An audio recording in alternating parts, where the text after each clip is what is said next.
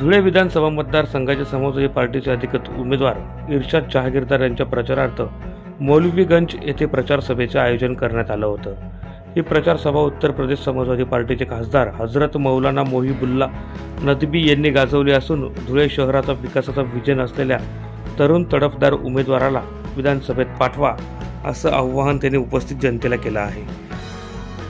शेर याद आया मुझे, जो स्टूडेंट लाइफ में हम लोग पढ़ते थे, किरदार को बनाइए मेयार जिंदगी, किरदार को बनाइए मेयार जिंदगी, माहौल से हयात का सौदा न कीजिए।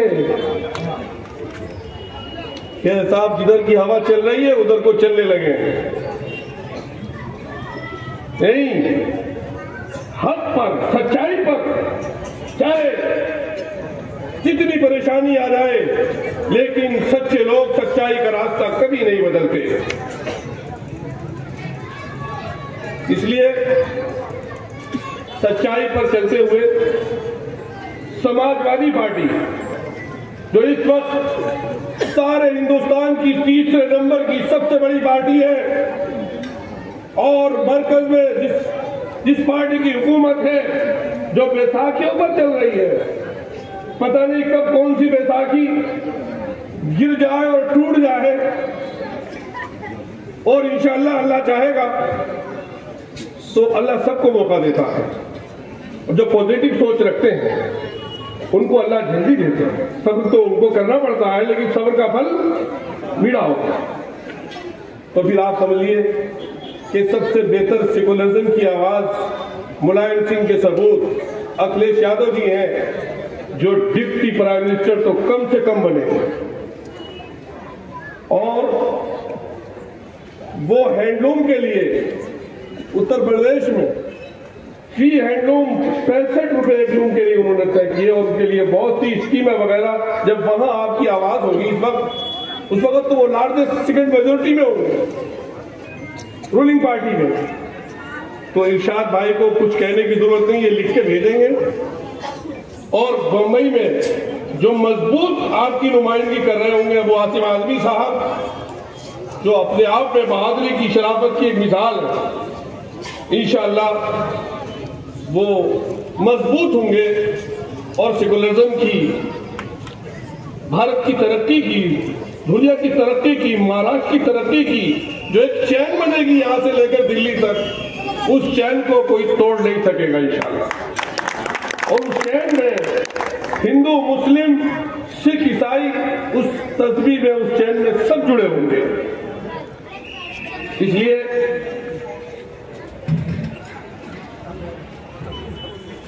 मेरी आप सबों से, बहुत पढ़े लिखे और अच्छे नौजवान मौजूद हैं, तजर्बेकार बुजुर्गवार हैं, जो इन बातों को समझ रहे होंगे कि वो सब जज्बाती चीजों से ऊपर उठकर देश की भलाई के लिए, महाराष्ट्र की तरक्की के लिए, एजुकेशन के लिए, अस्पतालों के लिए, रोजगार के लिए, आपसी भाईचारा कायम रखने के लिए सिर्फ और सिर्फ उन्हीं समाजवादी की, एक आप लोगों की बड़ी खुशकिस्मती है कि समाजवादी ने एक ऐसे उम्मीदवार को आपके लिए चुना है कि शायद उससे बेहतर कोई उम्मीदवार यहां नहीं होगा। बाहर से बढ़कर एजुकेटेड, और इनकी सोच, इनका जज्बा, इनका खुलूस, वो आप सब देख रहे हैं, उसके गवाह। समाजवादी पार्टी राष्ट्रीय स्तर की पार्टी बनने वाली, और जिस तरह से हिंदू मुस्लिम भाईचारा समाजवादी ने ये जिताकर, अयोध्या से कैंडिडेट को जिताकर 3740 सीटें जिताकर पूरे मुल्क को, पूरी दुनिया को एक संदेश दिया, एक पैगाम दिया कि समाजवादी पार्टी और उसके माननीय अध्यक्ष श्री अखिलेश यादव जी का सीना इतना बड़ा है कि वो सबको लेकर साथ चलने की ताकत रखते हैं। वो खुद भी बाहर से भी पढ़कर आए और यहां भी पढ़े।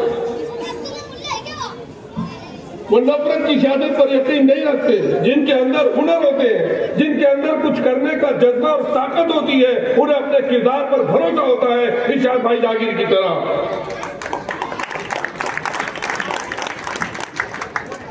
इसलिए मैं वक्त से पहले ही अपनी बात को खत्म कर दूंगा। मैं एक लतीफ़ा अर्ज कर रहा हूँ। चुनाव के दरमियान पहला चुनाव हमने लड़ा लाइफ को शुतरखाने में हमारा जलसा था, शायद बहन हमारी रामपुर में थी, और जितनी हॉट सीट रामपुर की थी 8-10 साल से बीजेपी वहाँ काबिज थी। जैसे हमारे भाई ने जिक्र किया तो इलेक्शन कमीशन के लोग खड़े हुए थे कि एक इमाम खड़ा है, क्या वो रूल को फॉलो करेगा, टाइम से आगे बढ़ेगा या टाइम से की पाबंदी नहीं करेगा। आपको मालूम है कि हमारे शहर में पठानों की आबादी है और उनको काबू करना और समझाना आसान काम नहीं होता। तो जब टाइम होने वाला था, आखिर में मैं ही था, 10-12 मिनट मैंने अपना टाइम अपने मेहमानों को दे दिया था, जैसे भाई ने अपना वक्त मुझे दे दिया। इंशाल्लाह ये भी ऐसे ही जीतेंगे और आप लोग जिताएंगे,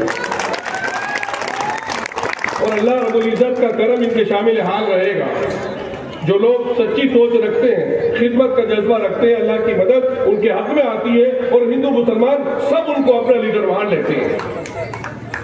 तो वो जब हम खड़े हुए 10 मिनट थे तो हमने सबसे पहले तो ये आश्वासन दिया, उनके भरोसा दिलाया इंतजामिया को कि इमाम 1 मिनट भी इधर से उधर नहीं होने देता, मुसल्ले पे पहुंच जाता।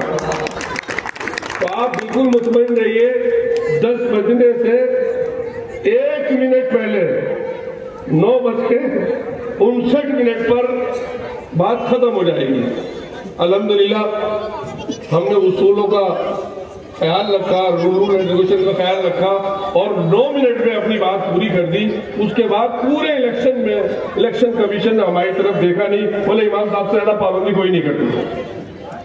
अल्हम्दुलिल्लाह उसका हमें बड़ा फायदा भी होंगी नहीं, हराम का पैसा मैं कभी खाऊंगा नहीं। और दूसरी बात, आपका आमदार, आपका खादिम बोल के जब महाराष्ट्र की विधानसभा में जाऊंगा तो कभी भी मेरी जिंदगी में कोई जातिवादी पार्टी को मदद करने का काम करूंगा नहीं, चाहे मेरी गर्दन कट जाए या मुझे जेल के सलाखों के पीछे डाले।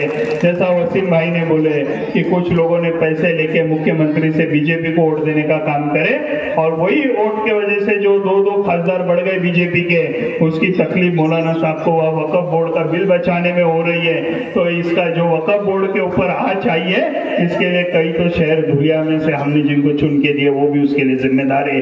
ऐसा मैं आप लोगों को बताना चाहता हूँ। ये लोगों ने बीजेपी को खुलेआम वोट दिया, ये वोट हमारा वोट लेकर बीजेपी को वोट देने का काम किए। और जो हमारे मेहमान बाहर गांव से आए हैं, जो दूसरे पार्टी के लिए प्रचार करने आए, उनको मेरी हकीकत ही मालूम नहीं। अगर 5 मिनट मेरे साथ बैठ जाए तो वो भी मेरे बाजू से ही बोलना चालू करेंगे, ये मुझे पूरा विश्वास है। मैं 16 साल काम करते वक्त किसी को तकलीफ दिया नहीं, किसी के ऊपर दादागिरी किया नहीं, किसी को गलत जबान में बोला नहीं। शहर धुलिया को आपको दादागिरी से भी मुक्त करना है। और जो ये प्रकार की दादागिरी कर रहे हैं, जो लोग आज खुल के मेरे साथ है, मैं भी उनको सैल्यूट करता हूँ। और जो लोग इनके दादागिरी से डर के भी है, पर आने वाले 20 तारीख को मेरे को वोट देने वाले, उनको भी मैं सैल्यूट करता हूँ। इस शहर से दादागिरी और गुंडाशाही खत्म करने के लिए आप 20 तारीख को साइकिल ये बटन के सामने बटन दबा के मुझे भारी अक्सरियत से महाराष्ट्र की विधानसभा में भेजो।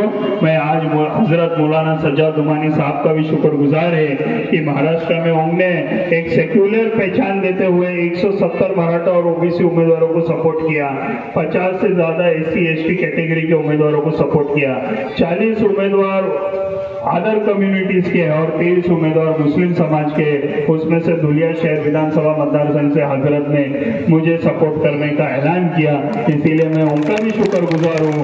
और जैसा रामपुर में एक इतिहास गढ़ा के मौलाना महबूबुल्लाह नबी आए हैं, उन्होंने एक बुलंद आवाज बन के वहाँ पार्लियामेंट में मुसलमानों की आवाज बोल के लड़े, वही नक्शे कदम पे हम भी विधानसभा में आपकी आवाज बन के बुलंद आवाज बोल के लड़ेंगे। और कल दूसरा इतिहास बनाकर हमारी बहन जो जीत के आई है इकरा हसन, वो भी धुलिया आ रहे। आप बड़ी तादाद में उनके रोड शो में शामिल हुई है और बाद में जलसे में भी शामिल हुई है। आपसे गुजारिश करता हूँ, फिर एक बार गुजारिश करता हूँ कि साइकिल ये वाले चिन्ह के सामने का बटन दबा के मुझे कामयाब बनाएंगे, यही बोलते हुए आपसे रजा लेता हूँ। जय हिंद, जय महाराष्ट्र, जय समाजवाद। यावेळी इर्शाद जहागीरदार यांच्या मौलवीगंजच्या सभेला नागरिकांनी मोठ्या प्रमाणात गर्दी केली होती। या प्रसंगी खासदार हजरत मौलाना मोहिबुल्ला नदवी, समाजवादी पार्टीचे उमेदवार इर्शाद जहागीरदार, प्रसिद्ध शायर मुनव्वर राणा यांच्या कन्या सुमैया राणा, अलीगढ युनिव्हर्सिटीचे नेते यासिन गाझी, सलीम हाफिज, गुड्डू काकर, वसीम अक्रम, अखलाक अन्सारी, मोहम्मद सलमान, अखिल अन्सारी, गुलाम कुरेशी यांच्यासह पदाधिकारी मोठ्या संख्येने उपस्थित होते। प्रतिनिधी सुनील निकम, माझा महाराष्ट्र न्यूज, धुळे।